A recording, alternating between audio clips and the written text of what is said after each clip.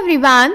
So we are solving previous year questions of the chapter Human Reproduction and the topic Fertilization and Implantation. In today's session, we are going to solve a long answer type question of 5 marks which was asked in CBSE board in different years in different languages.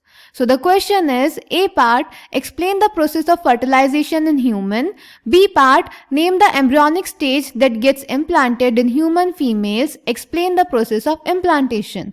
And it was asked in the CBSE board in Delhi examination in 2019. Second type is, briefly explain the events of fertilization and implantation in an adult human female. And it was asked in the CBSE board in Delhi examination in 2016.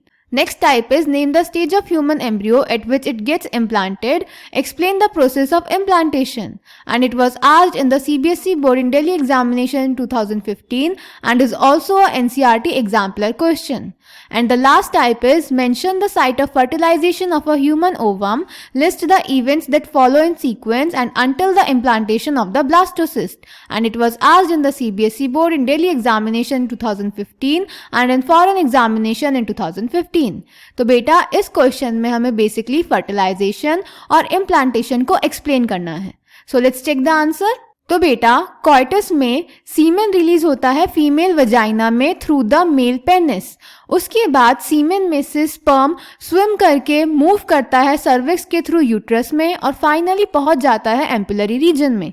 Similarly ovum ovary से release होके पहुंच जाता है ampullary region में. अब ampullary region में sperm और ovum का फ्यूजन होता है जिसको बोलते हैं फर्टिलाइजेशन. फर्टिलाइजेशन में क्या होता है, जब स्पर्म ओवम में एंट्री करता है तो वो सबसे पहले जाता है ओवम की जोना पेलुसिडा लेयर में.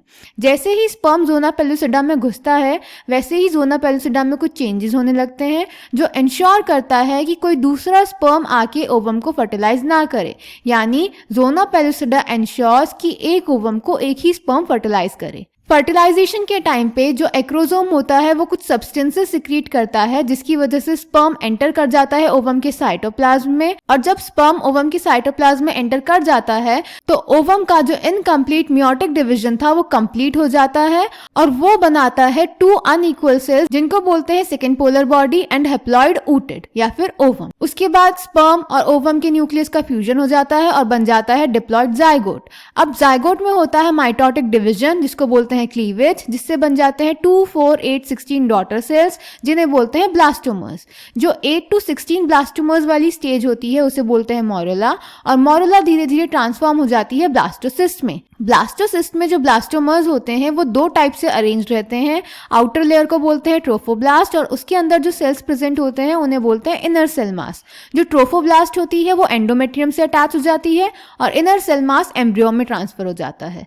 जब ब्लास्टोसिस्ट एंडोमेट्रियम से अटैच हो जाता है तो यूट्रस में डिवीजन स्टार्ट होता है और वो पूरे ब्लास्टोसिस्ट को कवर कर देता है जिसकी वजह से ब्लास्टोसिस्ट यूट्रस के एंडोमेट्रियम में एम्बेडेड हो जाता है. इसको बोलते हैं इम्प्लांटेशन और इसी से होती है प्रेगनेंसी. देन बेटा this is the whole diagram. सबसे पहले होता है ओवम. ओवम को फर्टिलाइज किया स्पर्म ने, दोनों का न्यूक्लियस फ्यूज होगा, बन जाएगा जाइगोट. जाइगोट में क्लीवेज स्टार्ट होगा, 2, 4, 8 सेल स्टेज बन जाएंगी. 8 to 16 सेल स्टेज को हम बोलते हैं मोरुला जो धीरे धीरे डिवीजन करके ट्रांसफॉर्म हो जाएगी ब्लास्टोसिस्ट में और ब्लास्टोसिस्ट अटैच हो जाएगा यूट्रस की एंडोमेट्रियम से. इसको बोलते हैं इम्प्लांटेशन और इम्प्लांटेशन लीड्स टू प्रेगनेंसी.